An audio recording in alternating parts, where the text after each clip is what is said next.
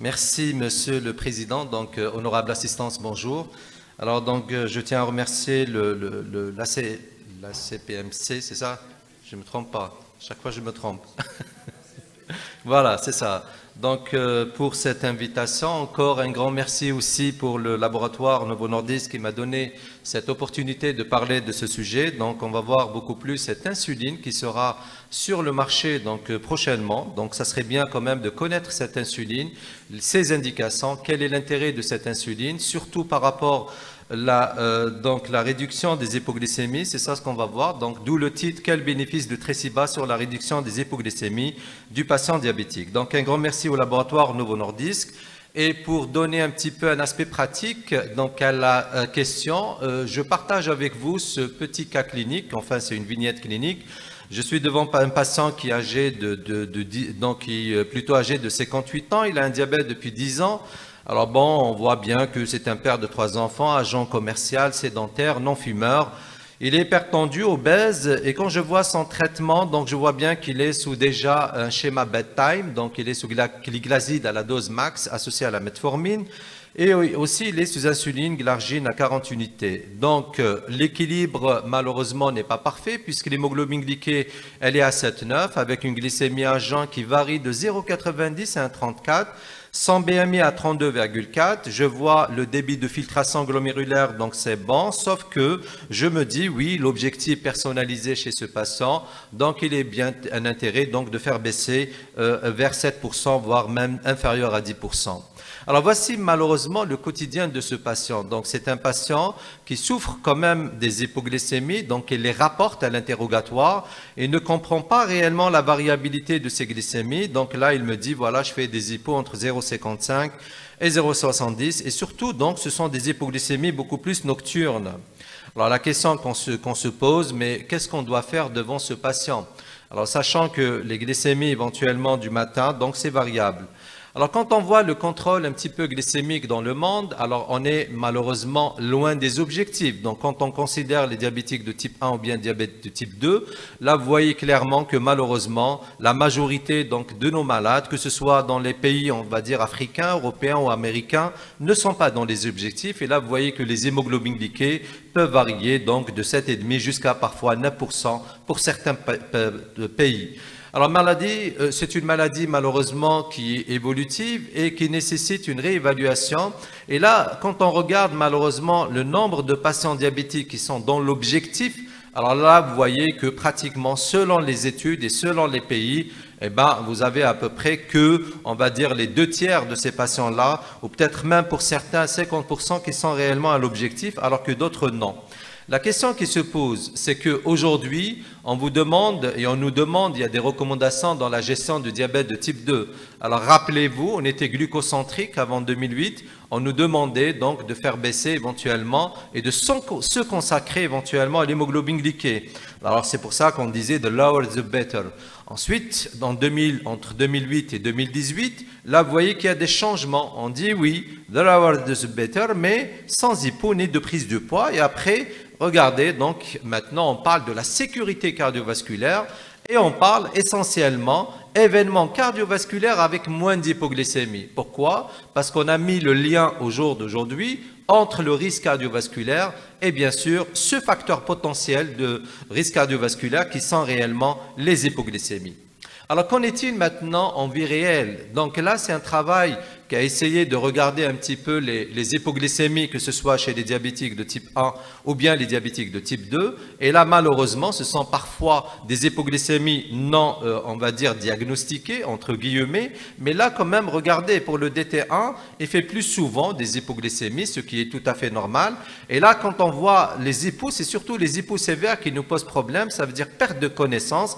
Et là, vous voyez l'incidence qui est de 1,2 par an pour patient, et de même pour le patient diabétique de type 2 qui est quand même de 0,4 pour événement hypoglycémique sévère. Alors, j'aimerais partager avec vous cette enquête qui est très intéressante, c'est l'enquête HAT Study. En fait, c'est quoi? On a essayé de regarder, c'est une étude en même temps prospective et rétrospective. Rétrospective sur 6 mois, parce qu'on a essayé de regarder le nombre d'hypoglycémies chez les patients. Et en fin de compte, on a essayé de regarder, est-ce que réellement ce que déclare le malade et réellement la même chose quand on fait une étude prospective. Et là, regardez, ben, la surprise, c'est que tout simplement, le malade ne déclare pas réellement les hypoglycémies. Il déclare parfois les hyperglycémies parce qu'il les écrit sur le carnet. Mais regardez ici, on avait démontré que quand on fait des études prospectives, eh ben, les taux d'hypoglycémie sont beaucoup plus élevés que précédemment, que ce soit chez les patients diabétiques de type 1 et diabétiques de type 2. Et là, vous voyez que le nombre de patients, quand même, dans cette enquête était réellement très intéressant puisqu'on était dans une population de 27 000 patients. Ok, d'accord, donc tout ceci c'est bien, mais maintenant, le problème majeur, c'est que quand on fait des hypoglycémies, eh ben, c'est essentiellement le problème tout simplement d'omission, encore d'observance thérapeutique. Et là, vous voyez que malheureusement, un patient malheureusement qui fait des hypoglycémies, ben, il y a des omissions. Ce sont soit des omissions volontaires ou bien parfois ce sont des omissions involontaires. Et on sait aujourd'hui que quand on manque par exemple une basale, le patient ne fait pas sa basale 1 à 2 fois par semaine, eh ben, ça équivaut à une augmentation de l'hémoglobine glyquée de 0,6. Quand même, c'est élevé. Et là, vous voyez l'intérêt au jour d'aujourd'hui, donc, d'avoir quand même cette observance thérapeutique. Un autre problème aussi en pratique qu'on peut voir, c'est la flexibilité. Et je pense qu'on le vit tous. Il y a des malades, malheureusement, qui évitent éventuellement de s'injecter de l'insuline ou parfois cette insuline qu'on donne le soir, c'est-à-dire au coucher, habituellement, ça ne les arrange pas. Et là, il y a ce problème de flexibilité. Et là, on vous dit habituellement, 28% des patients ont déclaré avoir des difficultés à prendre de l'insuline à leur prescrite quotidiennement. Et 22% de ces patients ont déclaré donc problème de planifier leur activité quotidienne autour des injections d'insuline. Donc le malade, en fin de compte, il a besoin de quoi? Il a besoin d'une insuline, bien sûr, qui donnerait moins d'hypoglycémie, mais en même temps qui est flexible. Ça veut dire donc qu'il a une certaine sécurité par rapport à cette injection. Très bien, maintenant, si on considère ces hypoglycémies, on sait que l'hypoglycémie, elle a un coût. Et là, vous voyez que si on considère les événements graves qui nécessitent souvent une hospitalisation, eh ben, vous voyez ici le chiffre en dollars, quand même, c'est pratiquement 7 317 $. Et ça, c'est vraiment important. C'est pour ça qu'aujourd'hui, il faut donner quand même des médications qui sont beaucoup plus sécuritaires par rapport à ces patients-là. Un autre problème aussi qu'on peut avoir, c'est la complexité par rapport au traitement. Donc, si je prends par exemple un DT1 ou bien un diabétique de type 2 que vous avez mis sous basal bolus, alors ce qui est clair, il a donc un traitement qui est parfois complexe. Et si je propose une insuline qui entraînerait plutôt des hypoglycémies nocturnes, eh bien dans ce cas-là, c'est le cas de ce patient-là, donc je pourrais éventuellement avoir des omissions volontaires de ces insulines, et c'est ça qui va entraîner par la suite donc cette instabilité dans le temps. D'où l'intérêt maintenant de voir le retentissement de ces hypoglycémies. Je pense que c'est une plaque que vous avez l'habitude de voir. On sait que l'hypoglycémie, bien sûr, elle a un retentissement, que ce soit sur le plan cérébral par le problème de dysfonction cognitive, que ce soit sur le plan locomoteur, bon, le risque de chute et les accidents, donc, et les accidents de conduite et les fractures, mais aussi par rapport essentiellement sur le plan cardiaque. Là, je l'ai dit tout à l'heure, donc c'est que l'hypoglycémie, il s'agit tout simplement aujourd'hui un marqueur de risque cardiovasculaire. Et là, vous voyez que la physiopathologie et les mécanismes potentiels, via essentiellement l'augmentation de l'inflammation, via les anomalies de la coagulation sanguine, mais aussi, ça donne aussi la dysfonction endothéliale, donc c'est un problème de vasoconstriction. Mais n'oubliez pas aussi la réponse sympatho-adrénale qui est complètement perturbée. Donc on aura dans ce cas des anomalies du rythme avec une variabilité de la fréquence cardiaque, ce qui expose à des morts subites. Donc c'est pour ça qu'on a des malades malheureusement qui décèdent. D'accord? Et c'est de phénomènes qui peuvent persister éventuellement plusieurs jours. Alors l'hypoglycémie aussi, elle expose à quelque chose qu'on connaît aujourd'hui comme deuxième facteur ou marqueur de risque cardiovasculaire, qui est éventuellement la variabilité glycémique. Et ça, c'est vraiment important. Et là, regardez, si j'ai des hypoglycémies, ce qui va entraîner bien sûr la variabilité glycémique, ceci va entraîner le risque de faire des complications cardiovasculaires. Alors là, ça a été démontré dans cette belle étude, l'étude EVOT, qui a démontré la non-infériorité sur le plan sécuritaire par rapport à l'insuline Degludec. Et là, quand on regarde les sous-groupes, regardez qu'est-ce qui se passe. Eh bien, plus on avait une variabilité de la glycémie à jeun, ceci, par rapport aux patients qui faisaient des hypoglycémies, eh bien, on voyait que effectivement, ça augmentait le MACE, la mortalité cardiovasculaire, toutes causes confondues. Donc, clairement, il y a quand même un problème avec cette variabilité glycémique, l'hypoglycémie et le risque cardiovasculaire. Alors donc, vous allez me dire, mais qu'est-ce qu'on doit proposer à ce patient? Ben oui, on est devant un patient, si on peut titrer la glargine U100, ça serait bien, mais parfois, vous avez des malades, même si vous titrez, vous avez toujours des tendances à des hypoglycémies. Il faut aller maintenant vers des insulines de deuxième génération. Les insulines de deuxième génération, on a cette belle insuline qui s'appelle l'insuline Tresiba, Degludec.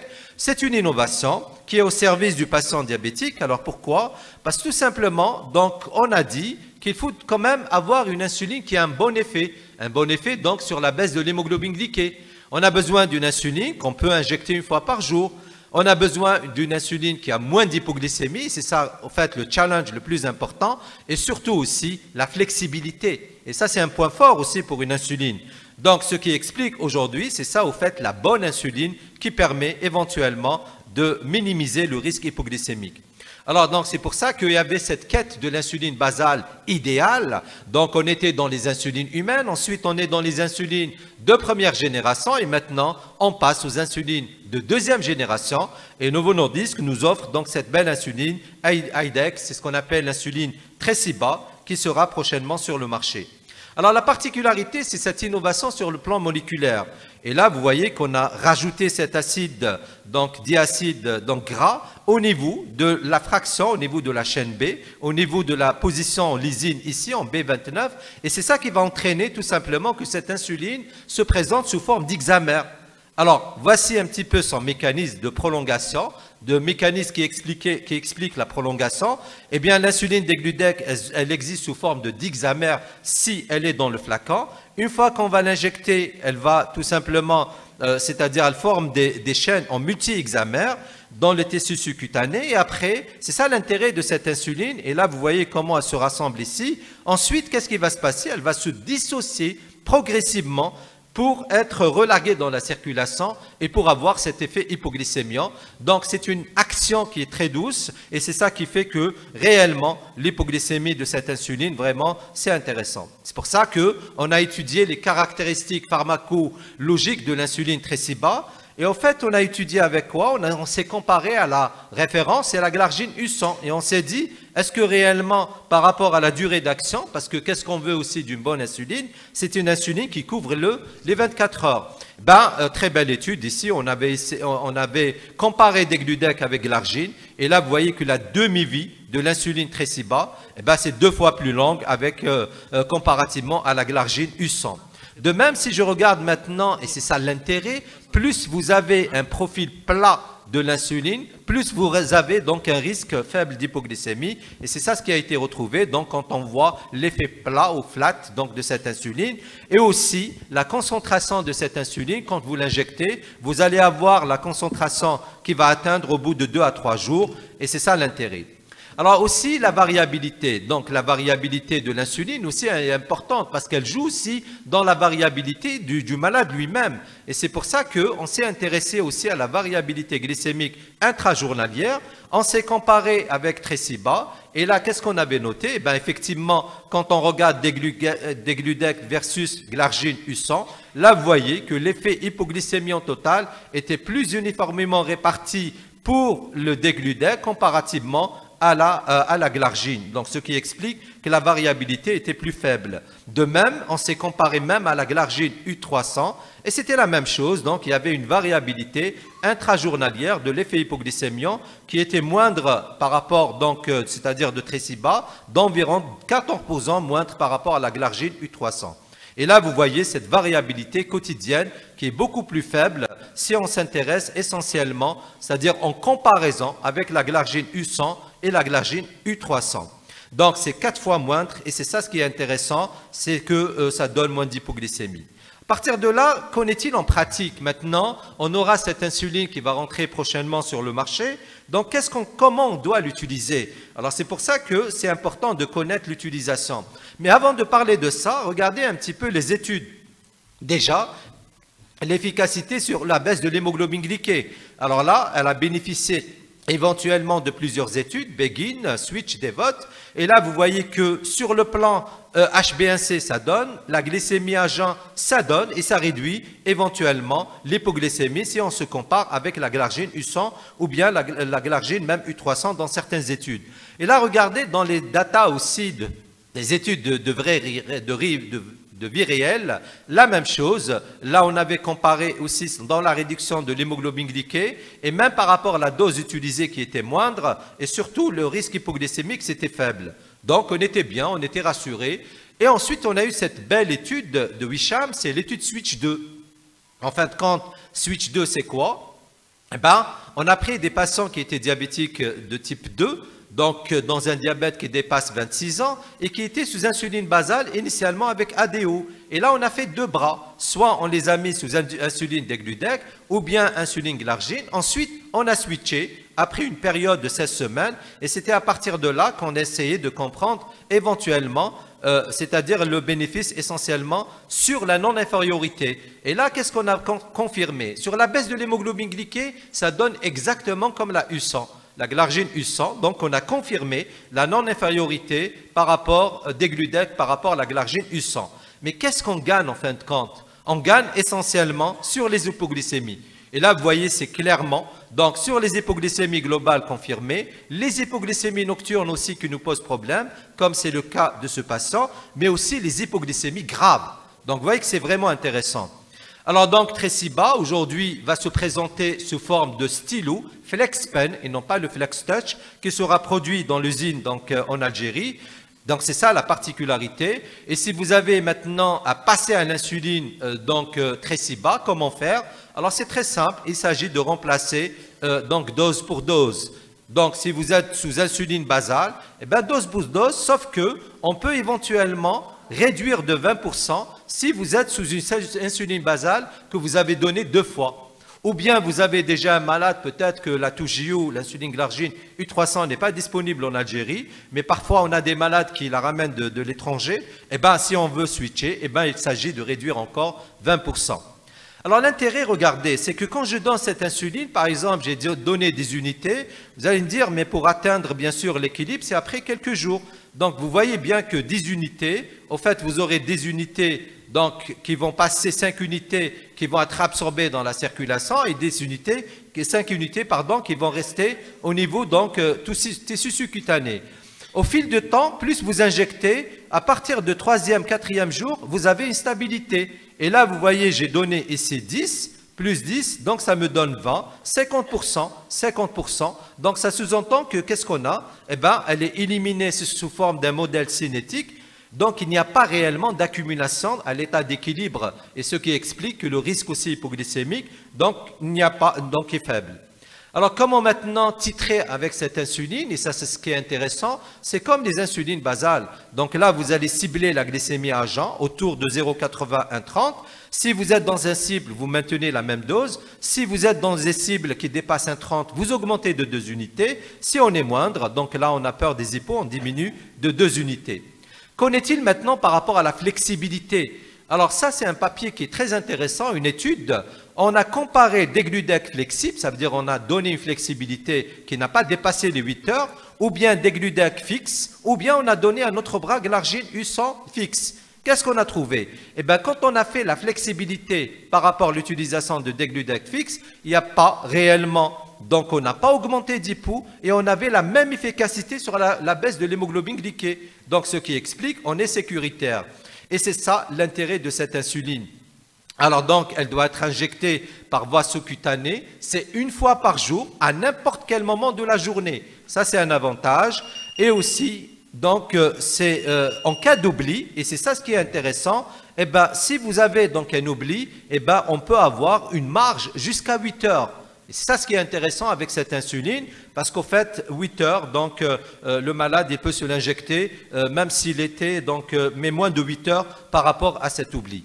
Alors, juste quelques questions fréquentes en pratique. Par rapport à l'activité physique, oui, il faut programmer l'activité physique. En général, si on est dans un exercice qui est ponctuel, pas d'ajustement. Si on est plutôt dans un programme d'exercice, là, on réduit 20%, 48 heures avant le début. Maintenant, pour les sites d'injection, on vous dit il n'y a pas d'influence sur l'absorption. Ça veut dire que tous les sites sont, donc il n'y a pas de problème, sauf qu'il faut assurer la rotation comme toutes les autres insulines pour éviter les lipodystrophies.